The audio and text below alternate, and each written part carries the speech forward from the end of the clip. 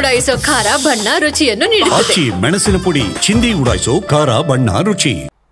18 ವರ್ಷಗಳ ಬಳಿಕ IPL cup ಗೆದ್ದಿದಂತ RCB ತಂಡ ವಿಜಯೋತ್ಸವ ಆಚರಿಸ್ತಾ ಇದ್ರೆ ಅದನ್ನು ಕಣ್ತುಂಬಿಕೊಳ್ಳೋದಕ್ಕೆ ಲಕ್ಷಾಂತರ ಅಭಿಮಾನಿಗಳು ಬೆಂಗಳೂರಿಗೆ ಲಗ್ಗೆ ಹಾಕಿದ್ರು. ಆದರೆ ಸಂಭ್ರಮದ ಹೊತ್ತಲ್ಲಿ ನಡೆದಂತ ದುರಂತ 11 ಅಭಿಮಾನಿಗಳನ್ನ ಬಲಿ ಪಡೆದಿತ್ತು. ಅದೇ ಕುಟುಂಬಕ್ಕೆ ಸರ್ಕಾರ ಪರಿಹಾರವನ್ನು ವಿತರಿಸಿದೆ. ಚೆಕ್ ವಿತರಣೆ ವೇಳೆ ಕಂಡಿದ್ದು ಮಾತ್ರ ಗೋಳಾಟದ ದೃಶ್ಯ.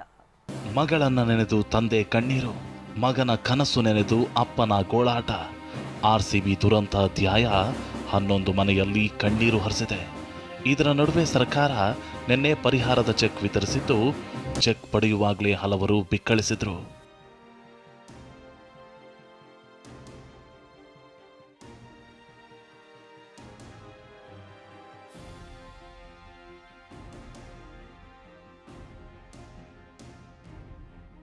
ಆರ್ಸಿಬಿ ದುರಂತದಲ್ಲಿ ಮೃತರಾದವರ ಕುಟುಂಬಕ್ಕೆ ಪರಿಹಾರ ವಿತರಣೆ.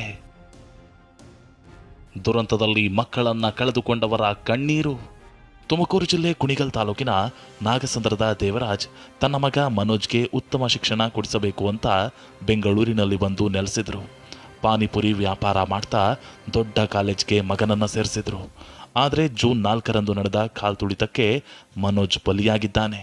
ಅಷ್ಟಕ್ಕೂ ಜುಲೈ 27ರಂದು ಮನೋಜ್ ಬರ್ತ್ಡೇ ಇತ್ತು. ಅವತ್ತು ಬೈಕ್ ಕೊಡಿಸಿ ಸರ್ಪ್ರೈಸ್ ಕೊಡಲು ದೇವರಾಜ್ ಮುಂದಾಗಿದ್ರು. ಬೈಕ್ ಕೂಡ ಬುಕ್ ಮಾಡಿದ್ರಂತೆ.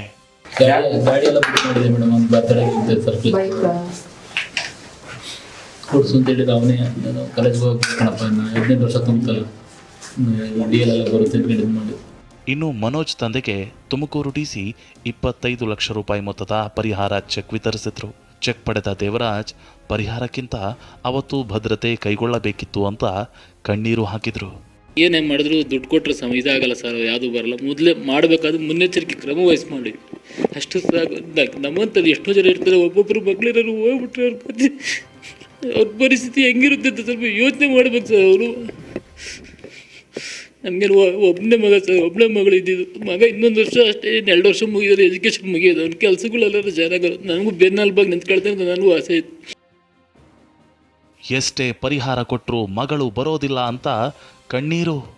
ಕೋಲಾರದ ಎಸ್ಜಿ ಲೇಔಟ್ ನಿವಾಸಿ ಸಹನಾ ಕೂಡ ದುರಂತಕ್ಕೆ ಬಲಿಯಾಗಿದ್ದಾರೆ.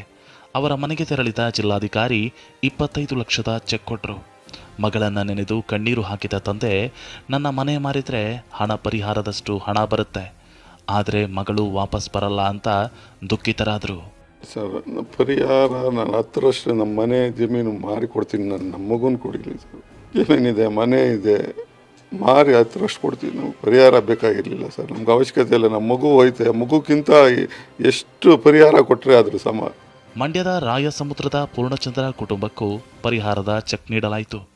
ಮಂಡ್ಯ ಜಿಲ್ಲಾ ಉಸ್ತುವಾರಿ ಸಚಿವ ಚಲುವರಾಯಸ್ವಾಮಿ ಚೆಕ್ ವಿತರಿಸಿದರು. ಅಷ್ಟೇ ಅಲ್ಲ, ಪೂರ್ಣಚಂದ್ರರ ಭಾವನಿಗೆ ಕೆಆರ್ಪೇಟೆ ಫುಡ್ ಪಾರ್ಕ್ನಲ್ಲಿ ಕೆಲಸ ಕೊಡಲು ಡಿಸಿಗೆ ಸೂಚನೆ ನೀಡಿದರು. ಮಾನ್ಯ ಮುಖ್ಯಮಂತ್ರಿಗಳು ಎಲ್ಲರೂ ಚರ್ಚೆ ಮಾಡಿ ಸಹೋದ್ಯೋಗಿಗಳ ಜೊತೆ 25 ಲಕ್ಷ ರೂಪಾಯಿ ಎಲ್ರಿಗೂ ಕೊಡ್ತಕ್ಕಂಥದ್ದು. ಅಂದರೆ 11 ಜನಕ್ಕೂ 25 ಲಕ್ಷ ವಿತರಣೆ ಮಾಡಿದ್ದೀವಿ. ಅಕ್ಷತಾ ಪೈ ಕುಟುಂಬಕ್ಕೆ ಇಂದು ಪರಿಹಾರ ವಿತರಣೆ. ಇನ್ನು ಉತ್ತರ ಕನ್ನಡ ಜಿಲ್ಲೆಯ ಸಿದ್ದಾಪುರದ ಅಕ್ಷತಾ ಪೈ ಕೂಡ ದುರಂತದಲ್ಲಿ ಪ್ರಾಣ ಬಿಟ್ಟಿದ್ದಾರೆ. 1 ವರ್ಷದ ಹಿಂದೆಯಷ್ಟೇ ಮದುವೆಯಾಗಿದ್ದ ಅಕ್ಷತಾ ಗಂಡನ ಎದುರೇ ಶವವಾಗಿದ್ದಾಳೆ. ಸಿದ್ದಾಪುರದ ರವೀಂದ್ರನಗರದಲ್ಲಿರೋ ಅಕ್ಷತಾ ಮನೆಗೆ ಇಂದು ತೆರಳಲಿರೋ ಡಿಸಿ ಲಕ್ಷ್ಮೀಪ್ರಿಯಾ 25 ಲಕ್ಷ ರೂಪಾಯಿ ಮೊತ್ತದ ಚೆಕ್ ಕೊಡಲಿದ್ದಾರೆ. ಉಳಿದ 7 ಮೃತರ ಕುಟುಂಬಕ್ಕೂ ಪರಿಹಾರದ ಚೆಕ್ ವಿತರಣೆಯಾಗಲಿದೆ.